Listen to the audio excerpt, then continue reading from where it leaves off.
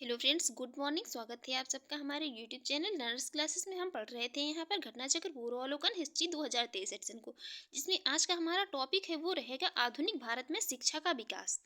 तो शुरू करेंगे। इससे पहले फ्रेंड्स, अगर आपको हमारी ये वीडियो अच्छी लगती है तो चैनल को सब्सक्राइब कर लीजिएगा और वीडियो को जो है लाइक और शेयर करते रहिएगा। आज हम देखेंगे यहाँ पर आधुनिक भारत में शिक्षा का विकास।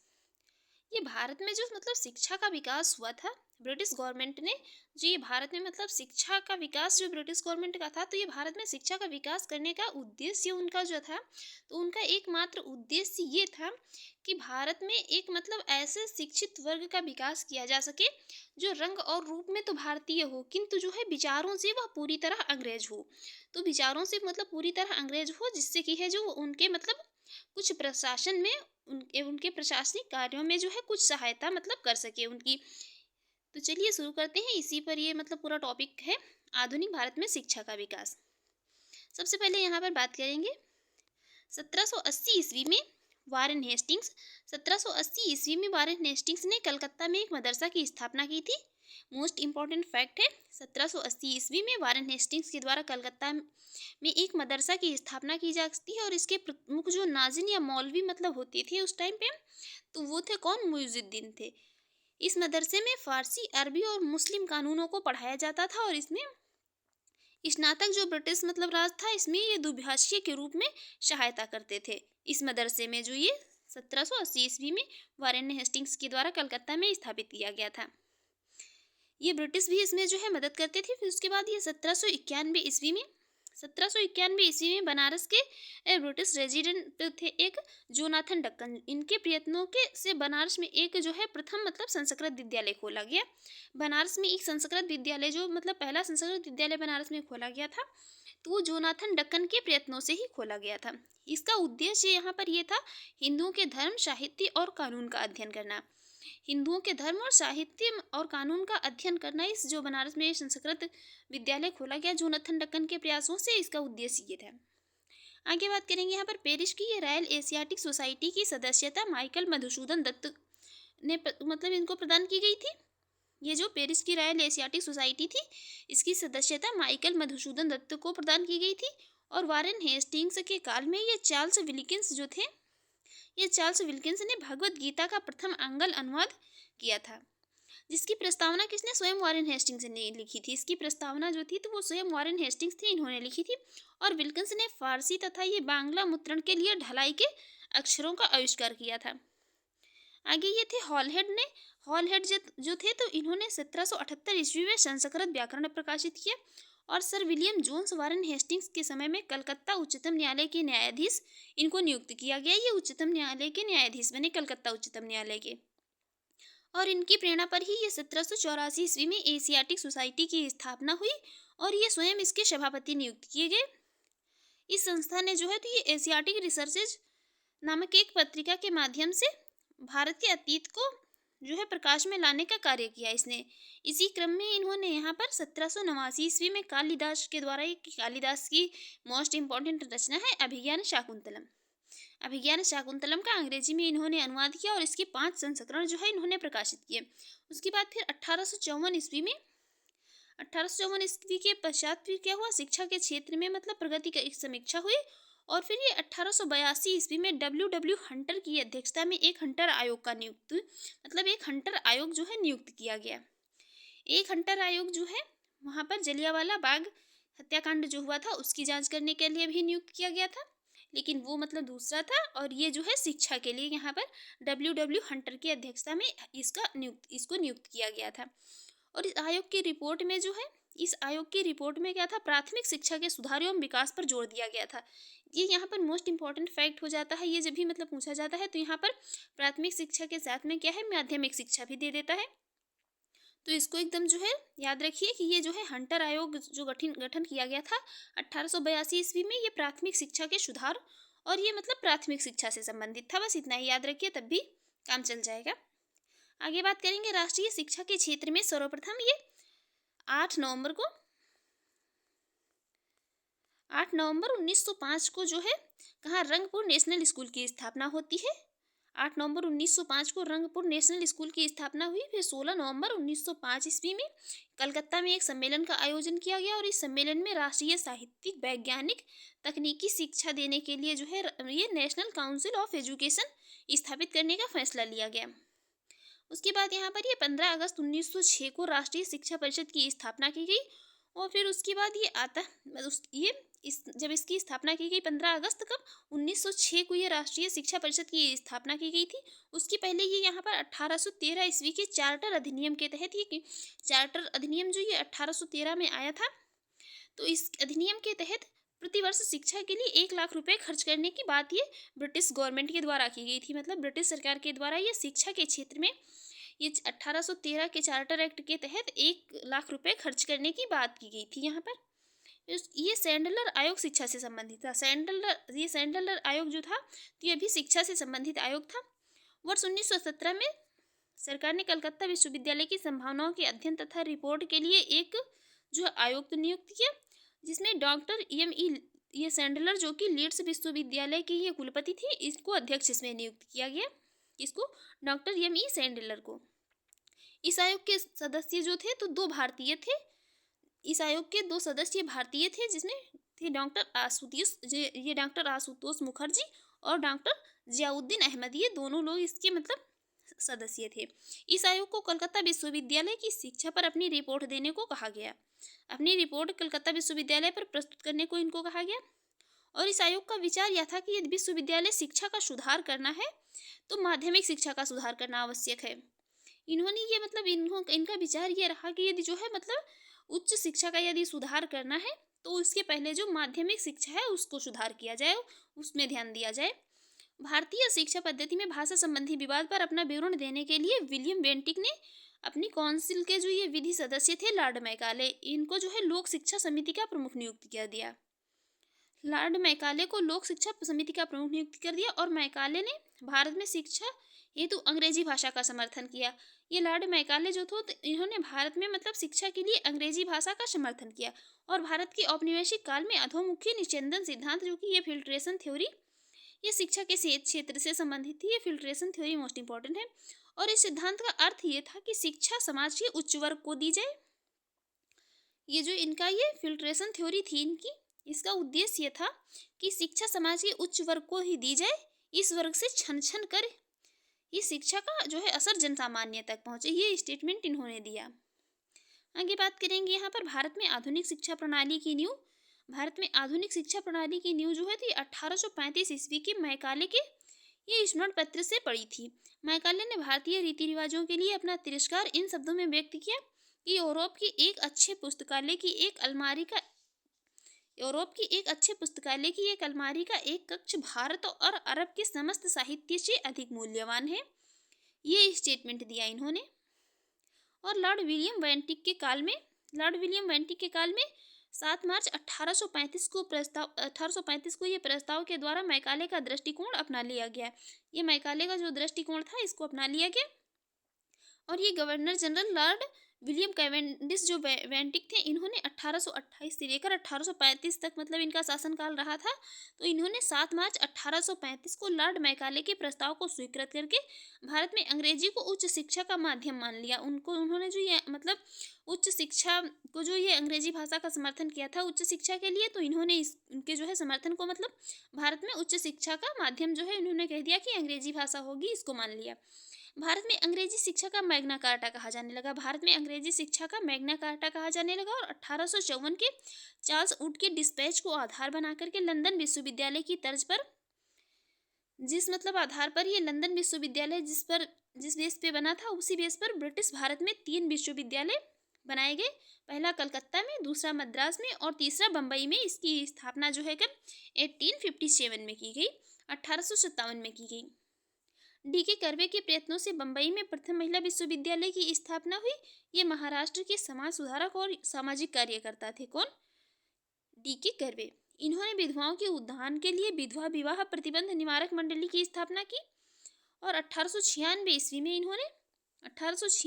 में उन्होंने पूना में विधवा गृह की स्थापना की। मोस्ट इंपॉर्टेंट है, विधवा गृह पूना में इसकी स्थापना की थी 1896 ईस्वी में। उन्होंने स्वयं भी एक जो है ब्राह्मणी विधवा से ही विवाह किया था। और ये 1958 में इन्होंने, वर्ष 1958 में इन्हें जो है इन्हें भारत रत्न प्रदान किया गया था। किसको? डी.के. कर्वे को। 1958 में इनको भारत रत्न दिया गया था। आगे बात करेंगे यहाँ पर डेक्कन एजुकेशनल सोसाइटी की स्थापना मूलतः जो है ये न्यू इंग्लिश स्कूल के प्रारंभ जो कि कब ये हुआ था 1880 के साथ कहाँ पर? पुणे में की गई थी। और 1884 ईस्वी में डेक्कन एजुकेशन सोसाइटी ये औपचारिक रूप से इसको गठित किया गया। और इस संस्था के ये संस्थापकों में वी.के. चिपलूंकर जो थे, इनके संस्थापक जो थे उसमें थे वी.के. चिपलूंकर, वी.जी. तिलक, गोपाल गणेश ये आगरकर और वी नामजोशी, ये सभी इसके संस्थापक थे। उसमें राजा राम मोहन राय जो थे, राजा राम मोहन राय ये आधुनिक शिक्षा के सबसे प्रारंभिक प्रचारकों में से थे। कौन? राजा राम मोहन राय।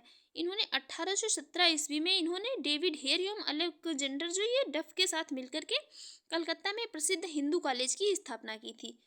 और यहाँ पर ये मेयो कॉलेज जो था, तो मेयो कॉलेज की स्थापना 1875 ईस्वी में अजमेर में की गई थी। और मुस्लिम एंग्लो ओरिएंटल कॉलेज की स्थापना ये 1875 ईस्वी में अलीगढ़ में की गई थी। और दिल्ली कॉलेज की स्थापना जो है ये 1824 ईस्वी में की गई थी।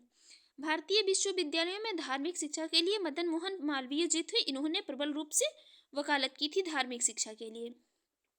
इन्होंने वर्ष 1916 में बनारस हिंदू विश्वविद्यालय की स्थापना की। और इन्होंने वर्ष जो है 1919 से लेकर के 1939 तक जो है ये इसके कुलपति भी बने रहे। कौन? मदन मोहन मालवीय। इन्होंने Hindustan the Indian union, Abhyudaya और मर्यादा नामक ये पत्र पत्रिकाएं भी प्रकाशित की इन्होंने। अब हम देखेंगे यहाँ पर क्वेश्चंस को। पहला क्वेश्चन है, भारत में अंग्रेजों ने प्रथम मदरसा कहाँ स्थापित किया था? ये किया था कहाँ पर? कलकत्ता में। किसने? 1780 ईस्वी में वारेन हेस्टिंग्स के समय में। नेक्स्ट है एशियाटिक सोसाइटी ऑफ बंगाल के संस्थापक थे, ये थे सर विलियम जोन्स। देख लेते हैं इसकी एक्सप्लेन। 1784 ईस्वी में हेस्टिंग्स के सहयोगी सर विलियम जोन्स ने एशियाटिक सोसाइटी ऑफ बंगाल की स्थापना की ताकि एशिया के सामाजिक तथा प्राकृतिक इतिहास, पुरातत्व संबंधी कला, विज्ञान तथा जो साहित्य का अध्ययन किया जा सके।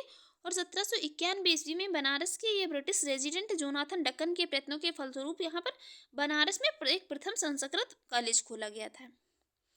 नेक्स्ट क्वेश्चन है, वाराणसी में प्रथम संस्कृत महाविद्यालय की स्थापना की गई थी। ये की गई थी जोनाथन डक्कन के प्रयासों से। देखेंगे नेक्स्ट क्वेश्चन।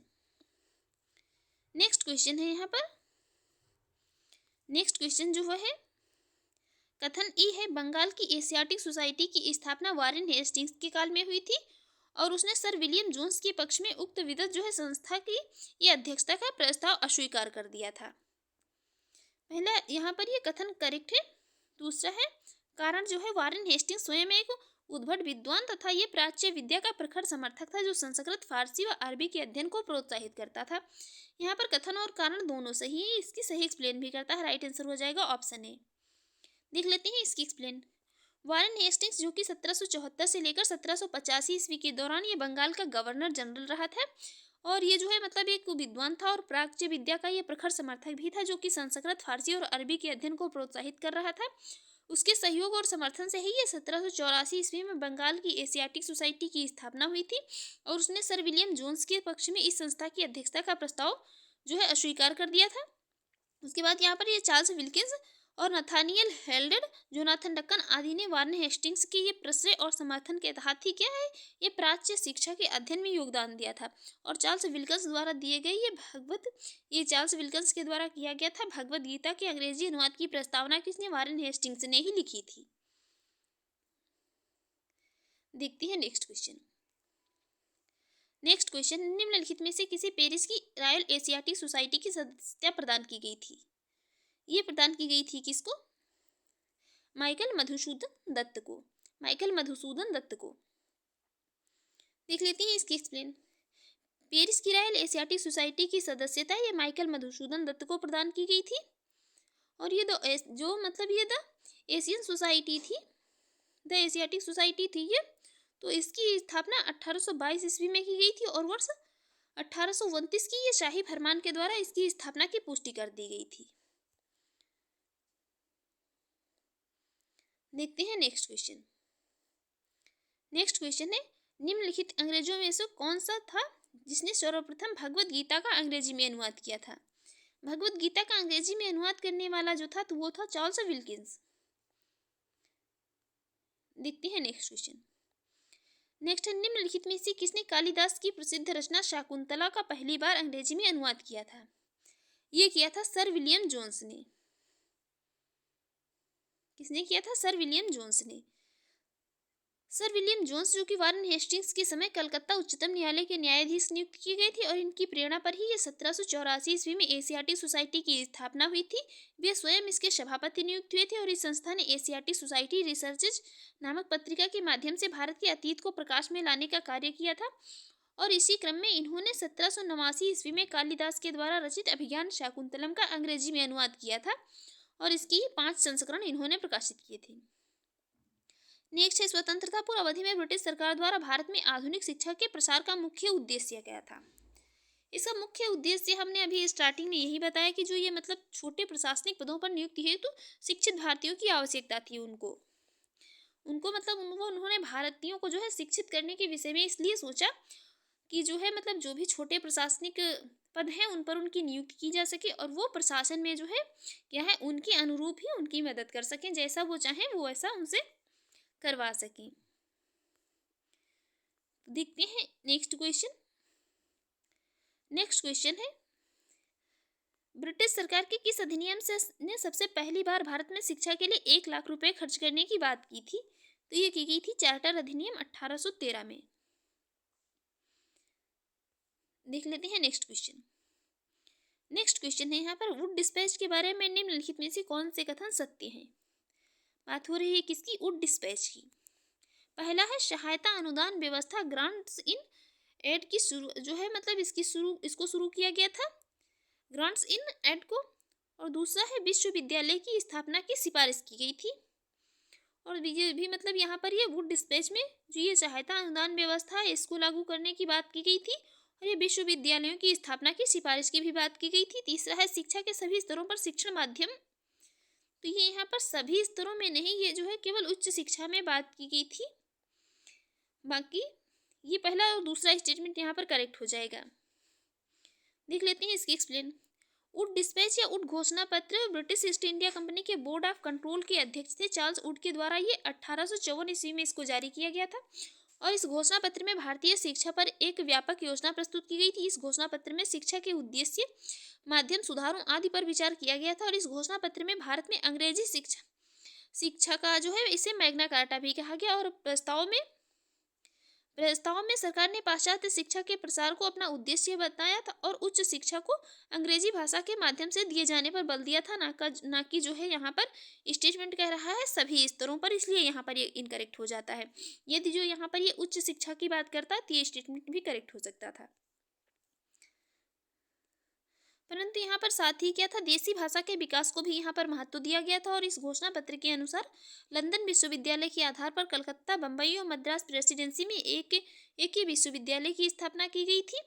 और इस बात पर भी इसमें बल दिया गया था कि सरकारी शिक्षण संस्थानों को दी जाने वाली शिक्षा धर्मनिरपेक्ष और शिक्षा के क्षेत्र में निजी प्रयत्नों को प्रोत्साहित करने के लिए अनुदान सहायता की पद्धति चलाने की सिफारिश भी इसमें की गई थी। नेक्स्ट है, चार्ल्स वुड का आदेश पत्र निम्नलिखित में से किससे संबंधित था? ये संबंधित था किससे? शिक्षा से संबंधित था। देख लेते हैं इसकी एक्सप्लेन।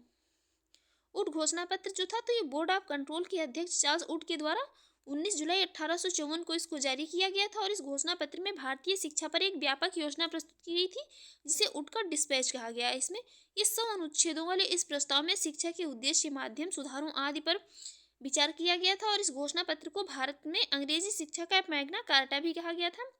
और प्रस्ताव में सरकार ने पाश्चात्य शिक्षा के प्रसार को अपना उद्देश्य बनाया था। उच्च शिक्षा को अंग्रेजी भाषा के माध्यम से दिए जाने पर बल दिया गया था, परंतु क्या है साथ ही देसी भाषा के विकास को भी इसमें महत्व दिया गया था। और इसी के अनुसार ये लंदन विश्वविद्यालय के आधार पर कलकत्ता, बम्बई और मद्रास में एक एक विश्वविद्यालय की स्थापना की व्यवस्था की गई थी। नेक्स्ट है, हंटर कमीशन की रिपोर्ट में विकास पर बल जोर दिया गया था।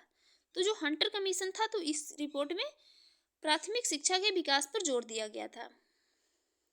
गठित कब किया गया था? गठित किया गया था 1882 ईस्वी में।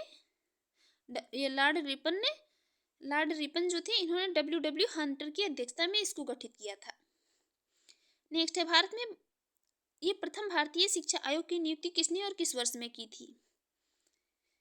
प्रथम भारतीय शिक्षा आयोग की नियुक्ति की गई थी कब?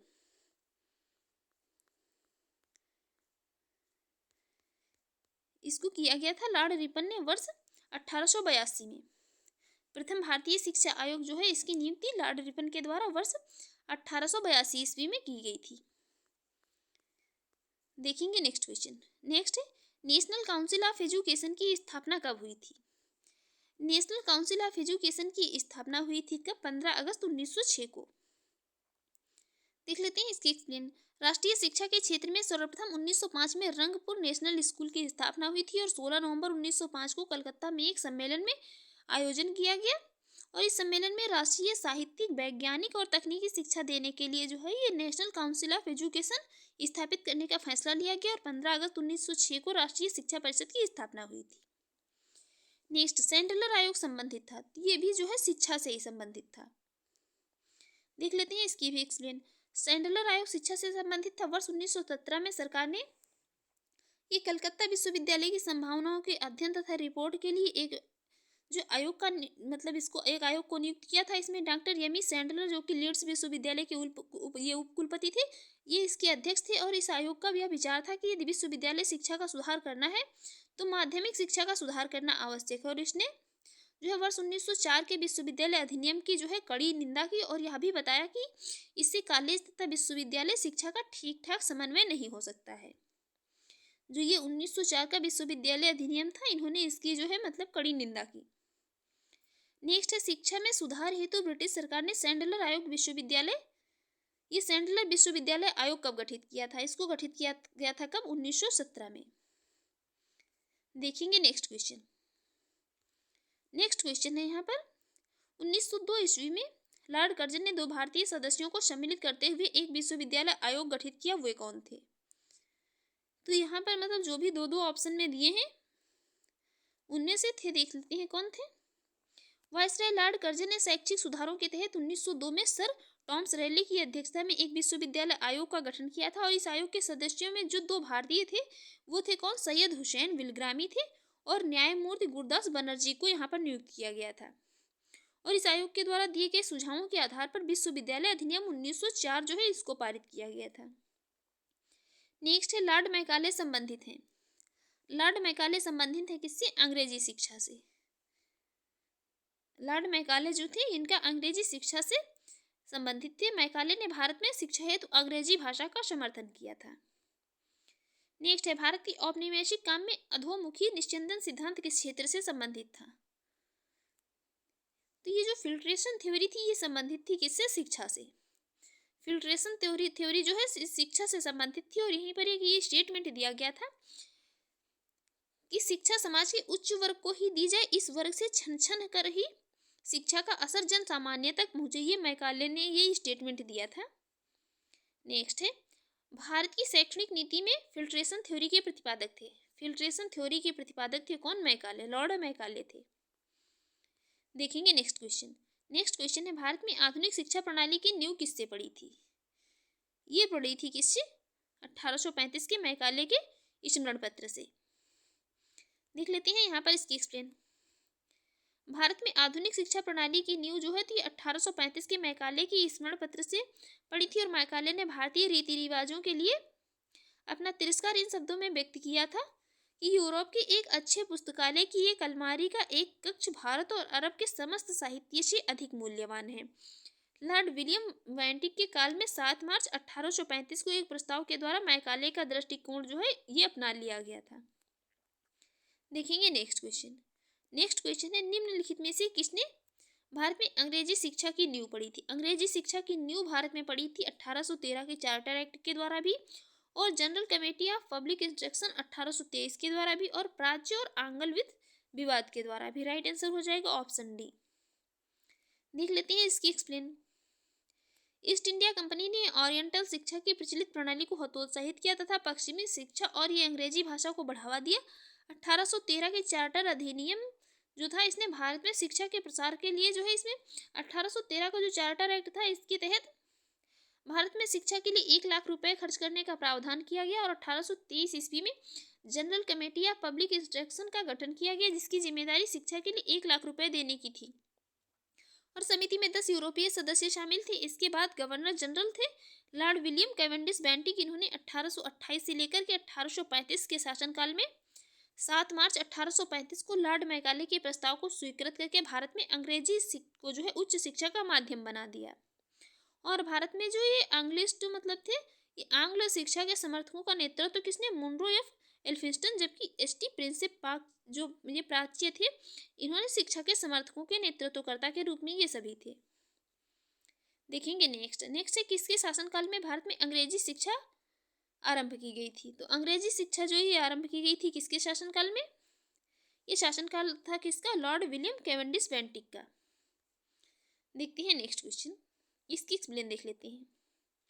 Governor general Lord William Cavendish Bentinck जो कि 1828 से लेकर के 1835 के शासनकाल में 7 मार्च 1835 को लॉर्ड मैकाले के प्रस्ताव को स्वीकृत कर भारत में अंग्रेजी को जो है ये उच्च शिक्षा का माध्यम मान लिया गया था। और भारत में आंग्ल शिक्षा के समर्थकों का नेतृत्व कर रहे थे मुनरो एवं एल्फिंस्टन, जबकि जो है एस टी प्रिंसिप प्राच्य शिक्षा के समर्थकों के ये नेतृत्व करता थे।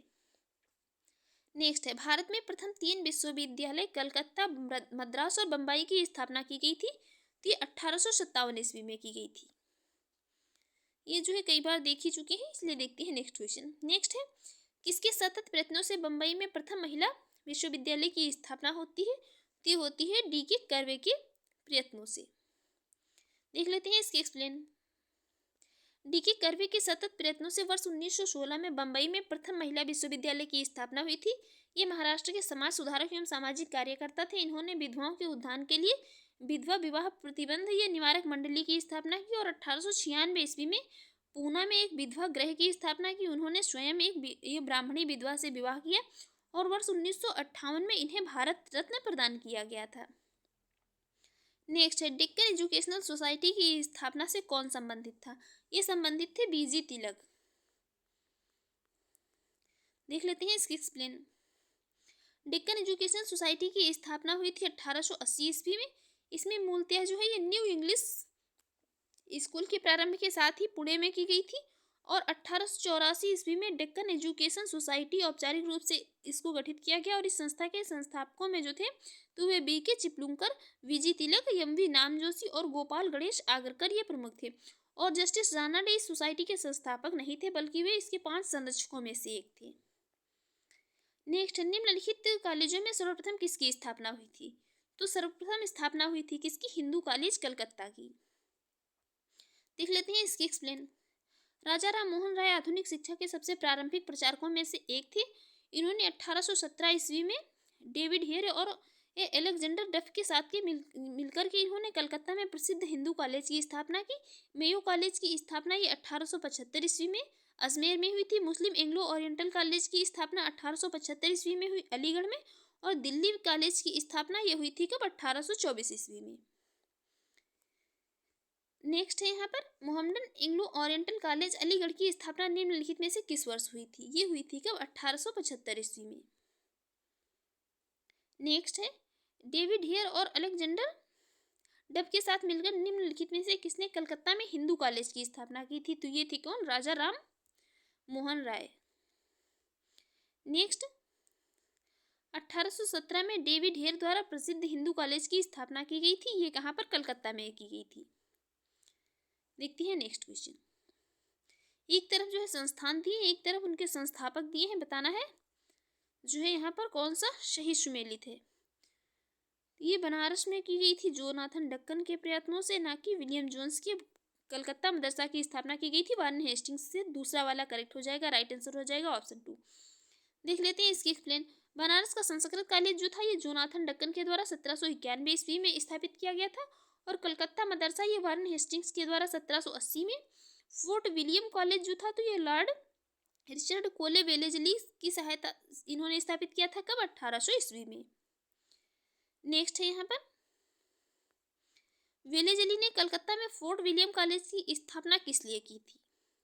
वेलेजली ने कलकत्ता में फोर्ट विलियम कॉलेज था इसकी स्थापना की थी। तो 4 स्टेटमेंट दिए हैं। पहला है उसे लंदन में स्थित बोर्ड ऑफ डायरेक्टर्स ने ऐसा करने के लिए कहा था। उसे लंदन में स्थित बोर्ड ऑफ डायरेक्टर्स ने ऐसा करने के लिए कहा था, ये इनकरेक्ट हो जाएगा। सेकंड है वह भारत में प्राच्य ज्ञान के प्रति अभिरुचि जो है पुनः जागृत करना चाहता था, ये स्टेटमेंट भी इनकरेक्ट हो जाएगा। यहाँ पर फोर्थ स्टेटमेंट जो है करेक्ट हो जाएगा, और ब्रिटिश नागरिकों को भारत में प्रशासन हेतु जो है प्रशिक्षित करना चाहता था। उनका मात्र उद्देश्य यही था कि ये जो हैं भारतीय नागरिक हैं, जो ये मतलब भारतीय हैं, इनको क्या है थोड़ी सी शिक्षा देकर और इनको छोटे मतलब प्रशासनिक पदों पर इनको नियुक्त कर करके जो है इनसे प्रशासन में हेल्प ली जाए।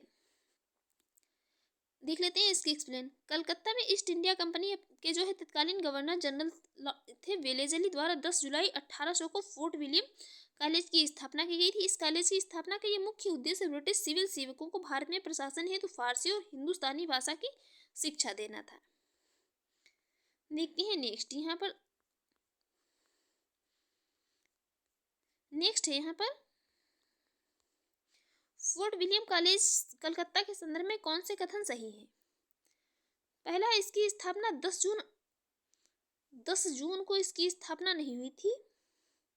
बाकी तो सही ही, ये 10 जून की वजह से ही पूरा स्टेटमेंट यहाँ पर जो है इनकरेक्ट हो गया। ये 10 जुलाई को की गई थी, ना कि 10 जून को। इसकी स्थापना का मुख्य उद्देश्य ब्रिटिश अधिकारियों को भारतीय भाषाओं की शिक्षा देना था। दूसरा स्टेटमेंट यहाँ पर बिल्कुल करेक्ट हो जाएगा। राइट आंसर हो जाएगा ऑप्शन बी। नेक्स्ट, निम्नलिखित में से किसने भारतीय विद्यालयों में, ये भारतीय जो विश्वविद्यालय थे इसमें धार्मिक शिक्षा के लिए प्रबल रूप से वकालत की थी। तो ये थे कौन, मदन मोहन मालवीय। इन्होंने जो भारतीय विश्वविद्यालय थे इनमें धार्मिक शिक्षा के लिए जो है प्रबल वकालत की थी। नेक्स्ट है यहाँ पर बनारस हिंदू विश्वविद्यालय का शिलान्यास निम्न में से किसने किया था। तो ये मोस्ट इंपॉर्टेंट क्वेश्चन है। मतलब ये क्या होता है, लोग जल्दबाजी में मतलब बहुत जल्दी में आंसर जो है क्या मदन मोहन मालवीय कर देते हैं। बाकी जो बनारस हिंदू विश्वविद्यालय के शिलान्यास की बात यहाँ पर हो रही है तो ये लॉर्ड हार्डिंग ने किया था। किसने, लॉर्ड हार्डिंग ने। बनारस हिंदू विश्वविद्यालय का शिलान्यास जो है तो ये 4 फरवरी 1916 को बसंत पंचमी के दिन तत्कालीन वायसराय थे उस समय लॉर्ड हार्डिंग के द्वारा किया गया था। नेक्स्ट, और ये जो लास्ट क्वेश्चन है, निम्नलिखित में से किसे सर्वप्रथम केंद्रीय विश्वविद्यालय घोषित किया गया था। तो केंद्रीय विश्वविद्यालय घोषित किया गया था बनारस हिंदू विश्वविद्यालय वाराणसी को। देख लेते हैं इसकी एक्सप्लेन। विश्वविद्यालयों में से बनारस हिंदू विश्वविद्यालय वाराणसी को सबसे पहले केंद्रीय विश्वविद्यालय का दर्जा प्रदान किया गया था और इसकी स्थापना का श्रेय 1916 में महामना मदन मोहन मालवीय जी को दिया जाता है। तो फ्रेंड्स, आपको हमारी ये वीडियो अच्छी लगी हो और आपके एग्जाम के लिए यूजफुल रही हो तो आप हमारे यूट्यूब चैनल पर पहली बार है तो चैनल को सब्सक्राइब कर लीजिएगा, वीडियो को लाइक और शेयर करते रहिएगा। Thanks for watching.